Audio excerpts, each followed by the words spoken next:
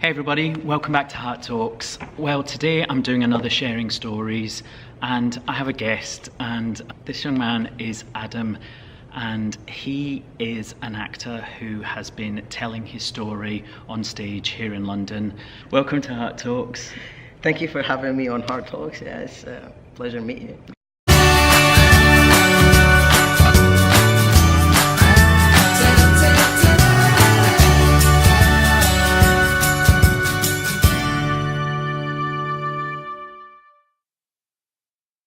Adam's going to answer some questions for us today.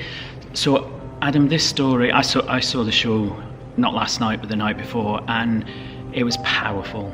It was really powerful, and I think for a lot of reasons for me, but your struggle and your fight to become who you are is amazing. Why was it so important for you to tell this story? For I took part as an actor in the story, I originally just donated the story to the Cora Bissett, the director, and that's because I trusted her vision, and I knew when I was in a really, really dark place, the thing that really kept me going, gave me that light, was actually seeing trans folk on YouTube sharing their stories and sharing their transition on YouTube. And to me that was amazing, because back, a few years ago, I didn't know you can grow a beard and, look proper man and, this kind of stuff.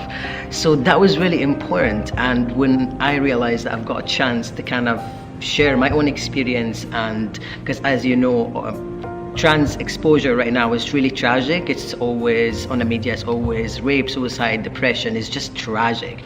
So if any young trans is growing up, I don't think they realize that they can have a happy ending. Well, I'm really blessed that I've got a good, well, it's not the end, but I've got a good life. Yeah. And I just wanted to tell people, you can have a good life. It's not always doom and gloom. It's a really hard life to be a trans person in this world, but that doesn't mean that you'll never have a good life. Yeah. And you can. And also to educate other people about what it means to be trans, because you hear a lot about it, but most people actually don't know, and they're scared to ask as well, because of how we're always politically correct and sensitive and all this kind of thing. Yeah. And really the short answer is I realized I've got a voice, and it's important to kind of use it right now. Yeah. So obviously Adam and I have talked about my one-man show and me telling my story. So it's kind of, we kind of kinship, in that kind of way, that we both have been on stage and telling our story and how powerful it is for the audience, but also I think for yourself, isn't it? Although I was exhausted after 6 months of doing it, I got some healing, I think, from it. How have you felt about it? How has it been for you to be up on stage, continually telling your story? I used to find that there were occasions just when I would get to a bit of the story and I would feel it there, and watching you the other night, I kind of thought, do you get that? Are the bits that happens with you? And how has it been? It has been healing in some ways, and there are bits obviously that are harder than others in the play, but I try to kind of disconnect. So what I really tried to do here, which I'm not sure if you have done with your show, but during rehearsal times, because it's roughly about me kind of thing, I was like, oh, how it's easy, I was just gonna go on stage and it's gonna be me. But actually during rehearsals I ended up going in a really dark time, because it was just too close to be going through that every single day. So what I had to do really is to just build a wall between me and the character, and just realize that this is a character. And we've got a really similar story, so it's really nice to understand the emotions and use them on stage, but I'm not obliged to carry this with me during, before and after, and just to make it healthier, if that makes any sense. That makes a lot of sense. I go through a lot of dark emotions, as you have seen in the play, but thankfully I come out at the end with a happy ending, and I leave with the happy ending and forget about all the rest. It's just healthier, I think, for me to be able to do it over and over and over. That makes a lot of sense, because it's like the character is telling your story, but there is a kind of divide, isn't there? Okay, so you've got to be living under a stone, to have not seen or heard about the amount of attacks and murders on trans people in the last year, 2 years, especially in the States, and especially trans women. How has that been for you as a trans man and as the trans community? I was watching you telling your story about escaping from a country.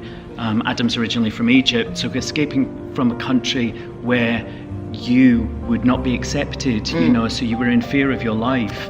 And you kind of come to another country to make it home. And there's also, you know, there's also risk here. It really hurts me when I hear like something really bad happen to anyone, really, but because I know that trans people get attacked purely because they are trans. That's what really angers me. It's like, I'm human like you, why would you do that? So it does really affect me. But in terms of leaving a country where no one really understands and coming here, well, I did have the struggles of trying to explain over and over and over what it means, or, you know, to be trans. And you do get like transphobic people obviously here, and, you know, bad people as well.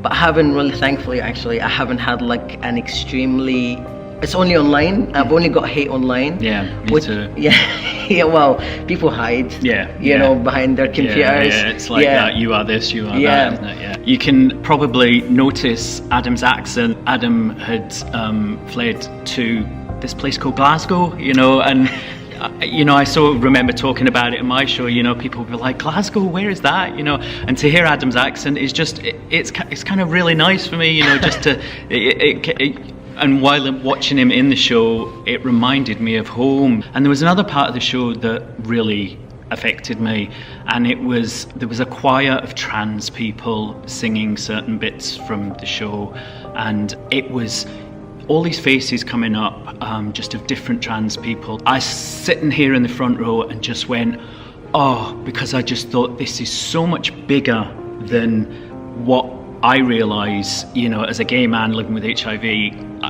I know my struggle, but I just thought, oh my goodness, it's so much bigger.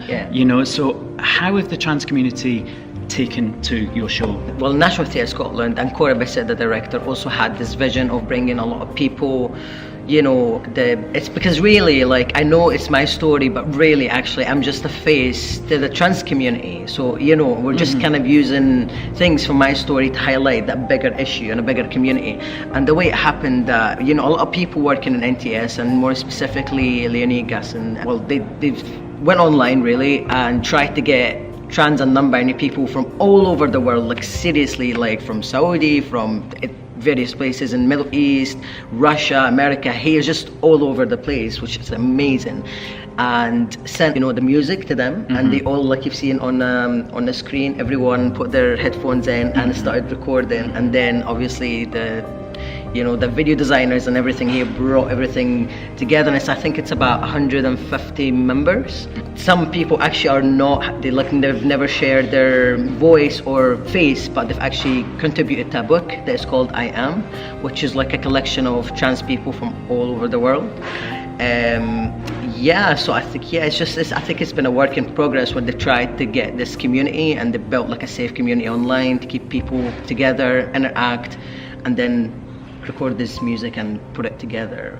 It gives me goosebumps every single time I listen to it. In the show, Adam, there's a line, isn't there? And it was another one of those key points in the show that I was just like, oh, and it was Adam was having a Skype call with his mother, and it was just really powerful. And it was, I'm going to get this wrong, and I've asked Adam 3 times about it. Nothing beautiful is perfection.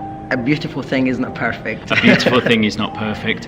And that really hit me as well, because I know in my own life I was looking for perfection for so many things, you know, and when I eventually realized that there is no perfection, you know, we are human beings and we can't be perfect. You know, how has that been for you? Because obviously you were changing your outside to fit with your inside, but that line must have really meant something even more to you. Well, to be honest, as I grow older, I believe that we are actually perfect. Like, I know, like, technically no one is really perfect, but actually that is perfect. If that makes any sense. That is perfect, because what is perfection? What is perfect for you? Perfect for what me? Is perfection? And as you are, you know, you are perfect. You know, you're beautiful. You're perfect. You know, Yeah, it's perfection is an illusion, like it's, so yeah, that's what I mean. It's a strong line in the play. I didn't personally write it because Francis Poet, amazing writer that wrote the script. But it is a very powerful, strong line. Yeah. And lastly, Adam, would you want to return to Egypt, and have you been able to return to Egypt as Adam? Okay, so as a refugee, I'm not really allowed to go back to Egypt. That's just like the status on my travel documents. I'm not really allowed to go there. It's a nice thing to say, oh, I would love to go back as I am right now, and meet the people that accept me, and have fun in my home.